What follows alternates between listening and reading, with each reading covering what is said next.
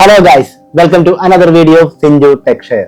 ഇന്ന് ഞാൻ സംസാരിക്കാൻ പോകുന്നത് മൈക്രോസോഫ്റ്റ് 365 ഇമെയിൽ വരുന്ന ഇൻപ്ലേസ് ആർക്കൈവ് എന്ന് പറയുന്ന ഒരു ഫീച്ചറിനെ പറ്റിയാണ്. എന്താണ് ഇൻപ്ലേസ് ആർക്കൈവ്? ഒരു IT അഡ്മിനിസ്ട്രേറ്ററോ അല്ലെങ്കിൽ M365 യൂസറോ ആണെങ്കിൽ തീർച്ചയായും അറിഞ്ഞിരിക്കേണ്ട ഒന്നാണ് ഇൻപ്ലേസ് ആർക്കൈവ് അല്ലെങ്കിൽ ഓൺലൈൻ ആർക്കൈവ്. വിൻഡോസിൽ ഔട്ട്ലുക്ക് ക്ലാസിക്കിന്റെ ഒരു ലിമിറ്റേഷൻ ഉണ്ട്. 50 GB ആണ് എന്റെ ഇമെയിൽ കപ്പാസിറ്റി എന്ന് പറയുന്നത്. അതായത് PST ആയാലും OST ആയാലും ഒരു സിംഗിൾ ഫയലിന്റെ മാക്സിമം സൈസ് എന്ന് പറയുന്നത് 50 GB ആണ്. ആർക്കൈവ് അല്ലെങ്കിൽ ഓൺലൈൻ ആർക്കൈവ് അതിന്റെ പേര് പോലെ തന്നെയാണ്, ഇതൊരു ആർക്കൈവ് ചെയ്യുന്ന ഒരു പ്രോസസ്സാണ്. എന്താണ് സാധാരണ ആർക്കൈവും ഇൻപ്ലേസ് ആർക്കൈവും തമ്മിലുള്ള വ്യത്യാസം? സാധാരണയായിട്ട് ചെയ്യുന്നത് ഈ 50 GB ലിമിറ്റ് ആയി കഴിയുമ്പോൾ അല്ലെങ്കിൽ സെർവർ സ്റ്റോറേജ് ഫുൾ ആയി എന്ന മെസ്സേജ് വരുമ്പോൾ നമ്മൾ ലോക്കലായിട്ട് ആർക്കൈവ് ചെയ്യും. അതിന് നമ്മൾ ഔട്ട്ലുക്കിൽ തന്നെയുള്ള ക്ലീനപ്പ് ടൂളോ അല്ലെങ്കിൽ മാനുവൽ ആർക്കൈവോ യൂസ് ചെയ്തിട്ടാണ് നമ്മൾ ഇൻബോക്സിലുള്ള ഇമെയിൽസ് വേറൊരു സെപ്പറേറ്റ് ഫയലിലോട്ട് മൂവ് ചെയ്യുന്നത്. മൈക്രോസോഫ്റ്റ് നമ്മുടെ പ്രൈമറി മെയിൽ ബോക്സിന് കൂടെ അഡീഷണൽ ആയി തരുന്ന ഒരു സെക്കൻഡറി സ്റ്റോറേജ് ആണ് ഇൻപ്ലേസ് ആർക്കൈവ്. ഇതിൽ എന്താണ് സംഭവിക്കുന്നത് വെച്ചാൽ നമ്മൾ ഇൻപ്ലേസ് ആർക്കൈവ് എനേബിൾ ചെയ്ത് കഴിഞ്ഞാൽ അതിന്റെ ബൈ ഡിഫോൾട്ട് റൂൾ അനുസരിച്ച്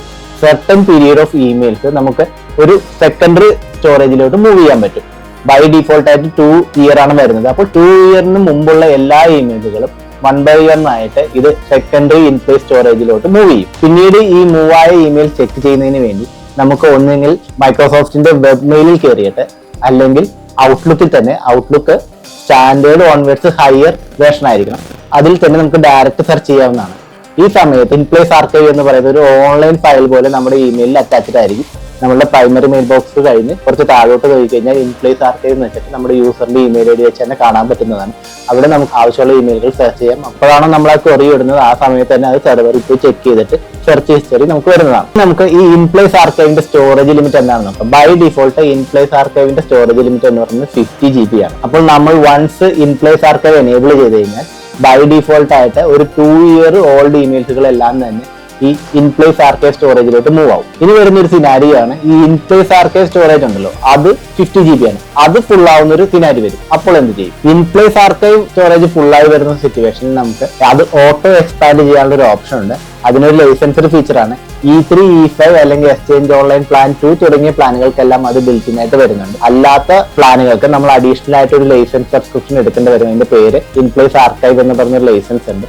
അത് ഈ യൂസർ മെയിൽ ബോക്സിൽ നമ്മൾ അറ്റാച്ച് ചെയ്ത് കഴിഞ്ഞാൽ ഇത് ഓട്ടോ എക്സ്പാൻഡ് മോഡിലോട്ട് വരും. ഓട്ടോ എക്സ്പാൻഡ് എനേബിൾ ചെയ്യുന്നതിന് വേണ്ടി പവർ ഷെല്ലിൽ ഒരു കമാൻഡ് ഉണ്ട്. അത് കമാൻഡ് റൺ ചെയ്ത് കഴിഞ്ഞാൽ ഈ യൂസറിന്റെ mail box auto expansion feature enable ആവും. ഇനി എങ്ങനെയാണ് ഇൻപ്ലേസ് ആർക്കൈവ് ഒരു യൂസറിന് എനേബിൾ ചെയ്യുന്നത് എന്ന് നോക്കാം. അതിനായി നമ്മൾ ആദ്യം ചെയ്യേണ്ടത് അഡ്മിൻ സെന്ററിൽ ലോഗിൻ ചെയ്യുക. അഡ്മിൻ സെന്ററിൽ ലോഗിൻ ചെയ്തതിനു ശേഷം എക്സ്ചേഞ്ച് അഡ്മിൻ സെന്റർ ഓപ്പൺ ചെയ്യുക. അവിടെ മെയിൽ ബോക്സ് എന്ന് പറയുന്ന ഒരു ഓപ്ഷൻ ഉണ്ട്, അവിടെ പോവുക. അവിടെ നിന്ന് നമ്മൾ ഏതാണോ യൂസർ ആ യൂസറെ സെലക്ട് ചെയ്തിട്ട് അതിന്റെ ഒരു വിൻഡോ ഓപ്പൺ ചെയ്യുക. ആ വിൻഡോയിൽ അതർ എന്ന് പറയുന്ന ഒരു ടാബ് ഉണ്ട്, ആ ടാബ് എടുക്കുക. അവിടെ മെയിൽ ബോക്സ് ആർക്കൈവ് എന്ന് പറയുന്ന ഒരു ഓപ്ഷൻ കാണാം, അത് എനേബിൾ ചെയ്ത് കഴിഞ്ഞാൽ ഇൻപ്ലേസ് ആർക്കൈവ് ഓപ്പൺ ആവും. ബൈ ഡിഫോൾട്ട് ഒരു യൂസറിന്റെ ഇൻപ്ലേസ് ആർക്കൈവ് നമ്മൾ എനേബിൾ ചെയ്ത് കഴിഞ്ഞാൽ 7 days എടുക്കും ആ ഒരു പ്രോസസ്സ് സ്റ്റാർട്ട് ആയി വരാൻ. അതിന് പകരം നമുക്ക് ഇമീഡിയറ്റ് ആയിട്ട് വേണ്ട ഇൻപ്ലേസ് ആർക്കൈവ് ആണെങ്കിൽ അതിന് നമ്മൾ പവർ ഷെൽ വെച്ചിട്ട് കുറച്ച് കമാൻഡുകൾ ഉണ്ട്, അത് ചെയ്തെങ്കിൽ മാത്രമേ നടക്കുകയുള്ളൂ. സെയിം ഓപ്ഷനിൽ തന്നെ നമുക്ക് ഇൻപ്ലേസ് ആർക്കൈവിന്റെ സ്റ്റോറേജ് എത്രത്തോളമായി എന്ന് കാണാനും പറ്റും. അതിനുവേണ്ടി മാനേജ് ഇൻപ്ലേസ് ആർക്കൈവ് സെറ്റിംഗ് എന്ന് പറയുന്ന ഓപ്ഷൻ ക്ലിക്ക് ചെയ്യുക. അവിടെ ഗ്രാഫിക്കലായിട്ട് തന്നെ നമുക്ക് എത്ര സ്പേസ് ഇപ്പൊ യൂട്ടിലൈസ്ഡ് ആയിട്ടുണ്ട്, അതായത് നമ്മൾ 50 GB എത്താറായോ തുടങ്ങിയ ഇൻഫർമേഷൻ എല്ലാം കിട്ടും. ഇത് 50 GB എത്താറായിട്ടുണ്ടെങ്കിൽ നമുക്ക് ഓട്ടോ എക്സ്പാൻഷൻ കമാൻഡ് കൊടുക്കണം. അതിന്റെ കൂടാതെ തന്നെ അതിന് ഇക്വലന്റ് ആയിട്ടുള്ള ലൈസൻസ് ഈ യൂസറിന് അസൈൻ ചെയ്യുകയും വേണം. ഞാൻ നേരത്തെ പറഞ്ഞിരുന്നു 2 year ആണ് ഡിഫോൾട്ട് ആയിട്ട് വരുന്ന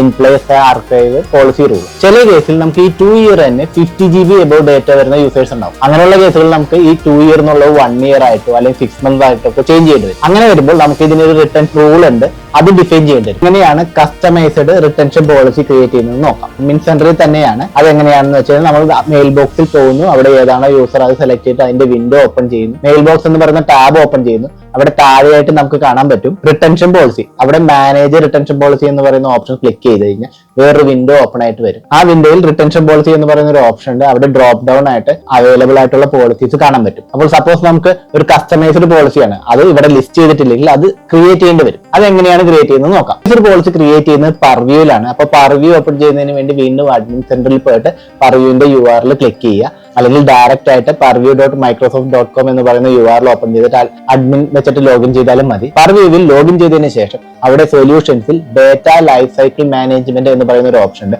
അത് ക്ലിക്ക് ചെയ്യുക. അവിടെ എക്സ്ചേഞ്ച് ലെഗസി എന്ന് പറയുന്ന ഒരു ഓപ്ഷൻ കാണാൻ പറ്റും. അത് എക്സ്പാൻഡ് ചെയ്ത് കഴിഞ്ഞാൽ അവിടെ നമുക്കൊരു 3 പോളിസീസ് കാണാൻ പറ്റും. അതിൽ ഫസ്റ്റത്തെ പോളിസിയാണ് MRN retention policy, second one ആണ് MRN റിട്ടൻഷൻ ടാഗ്, മൂന്നാമത്താണ് ജനറൽ റൂൾ. അതിൽ നമുക്ക് ആവശ്യം വരുന്ന ആദ്യത്തെ 2 ഓപ്ഷൻസ് കാണാം. അതിൽ ആദ്യം തന്നെ നമ്മൾ ചെയ്യേണ്ടത് ടാഗ് ക്രിയേറ്റ് ചെയ്യുകയാണ്. അപ്പോൾ നമ്മൾ ആദ്യം MRN ടാഗ് എന്ന് പറയുന്ന ഓപ്ഷൻ ക്ലിക്ക് ചെയ്യുക. അതിൽ ന്യൂ ടാഗ് വീണ്ടും ക്ലിക്ക് ചെയ്യുക. ഇത് തന്നെ നമുക്ക് 2 ടൈപ്പ് ഓപ്ഷൻ ആണ് വരുന്നത്. ഒന്ന് നമുക്ക് ഡിലീറ്റ് ചെയ്യാനും മറ്റൊന്ന് ആർക്കൈവ് ചെയ്യാൻ. അപ്പോൾ നമ്മുടെ ആവശ്യം ഇവിടെ ആർക്കൈവ് ചെയ്യുകയാണ്.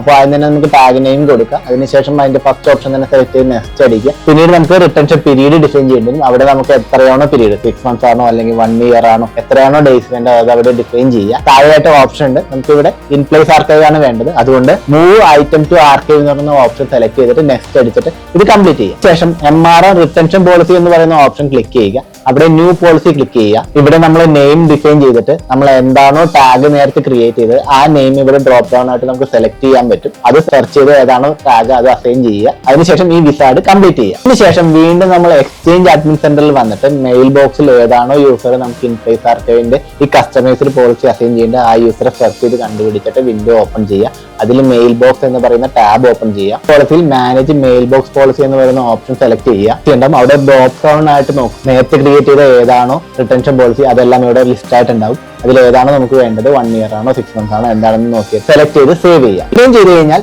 ഇതൊരു ബൈ ഡിഫോൾട്ട് 7 days കൊണ്ട് ഈ പോളിസി ട്രിഗർ ആയിട്ട് ആ മെയിൽ ബോക്സിലുള്ള എത്രയാണോ നമ്മൾ ക്രിയേറ്റ് ചെയ്തിരിക്കുന്ന പീരീഡിനുള്ള പോളിസി അതിന് മെയിലുകളെല്ലാം തന്നെ ഇൻപ്ലേസ് ആർക്കൈവിലോട്ട് മൂവ് ആവും. ഇനി ഇത് നമുക്ക് ഇമീഡിയറ്റ് ആയിട്ട് അസൈൻ ചെയ്യേണ്ട കേസാണ്. അതായത് മെയിൽ ബോക്സ് ഓൾറെഡി ഫുൾ ആയി 50 GB ആയി, പുതിയ മെയിലുകളെല്ലാം ബൗൺസ് ആവുന്ന സിറ്റുവേഷനിൽ നമുക്ക് ഇത് ഇമീഡിയറ്റ് ആയിട്ട് ചെയ്യേണ്ടി വരും.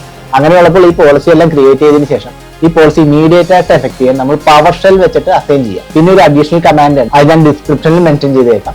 ആ കമാൻഡ് പവർ ഷെല്ലിൽ റൺ ചെയ്ത് കഴിഞ്ഞാൽ ഒരു 2 minute ഗ്യാപ്പിൽ ഒരു 2-3 പ്രാവശ്യം റൺ ചെയ്ത് കഴിയുമ്പോൾ ഈ പോളിസി ഇമീഡിയറ്റ് ആയിട്ട് എഫക്ട് ചെയ്യുകയും പഴയ മെയിലുകളെല്ലാം മൂവ് ചെയ്ത് വേണം. അങ്ങനെ മെയിൽ ബോക്സിൽ ഫ്രീ സ്പേസ് ഉണ്ടായിട്ട് യൂസറിന് പുതിയ മെയിലുകൾ റിസീവ് ചെയ്യാൻ പറ്റും. പിന്നെ പവർ ഷെല്ലിൽ ഈ കമാൻഡ് കാര്യങ്ങളെല്ലാം അപ്ലൈ ചെയ്യുക എന്ന് പറയുന്നത് അതൊരു യൂസർ ലെവലിൽ ചെയ്യാൻ പറ്റുന്ന കാര്യങ്ങളല്ല, അതൊരു അഡ്മിനിസ്ട്രേറ്റർക്ക് ചെയ്യാവുന്ന കാര്യങ്ങളാണ്. അങ്ങനെയുള്ള കാര്യങ്ങളെല്ലാം നമ്മൾ അഡ്മിനിസ്ട്രേറ്റർക്ക് വിട്ടുകൊടുക്കുക അല്ലെങ്കിൽ ഏതെങ്കിലും പാർട്ടിനെ ഹയർ ചെയ്തിട്ട് അവരെ കൊണ്ട് ചെയ്യിക്കാം. അപ്പോൾ മൈക്രോസോഫ്റ്റ് 365 ഇൻപ്ലേസ് ആർക്കൈവ് എന്താണെന്നും അതിന്റെ യൂസ് എന്താണെന്നതിനെ കുറിച്ച് നിങ്ങൾക്ക് വ്യക്തമായ ഒരു ധാരണ കിട്ടിയിരിക്കുന്നു എന്ന് വിചാരിക്കുന്നു. അപ്പോൾ നെക്സ്റ്റ് ടൈം നിങ്ങളുടെ ഓഫീസിലോ അല്ലെങ്കിൽ നിങ്ങളുടെ ഫ്രണ്ട്സിനോ മൈക്രോസോഫ്റ്റുമായി ബന്ധപ്പെട്ട എന്തെങ്കിലും ഇമെയിൽ സ്റ്റോറേജ് ഇഷ്യൂ ഉണ്ടെങ്കിൽ ഈ ഫീച്ചർ എനേബിൾ ചെയ്ത് ആ ഒരു പ്രശ്നം പരിഹരിക്കാവുന്നതാണ്. ഇത് നിങ്ങൾക്ക് യൂസ്ഫുൾ ആയിട്ട് തോന്നിയിട്ടുണ്ടെങ്കിൽ ദയവായി ലൈക്ക്, ഷെയർ, സബ്സ്ക്രൈബ് ചെയ്ത് തന്നെ സപ്പോർട്ട് ചെയ്യുക. മറ്റൊരു വീഡിയോയുമായി വീണ്ടും കാണാം. Thank you.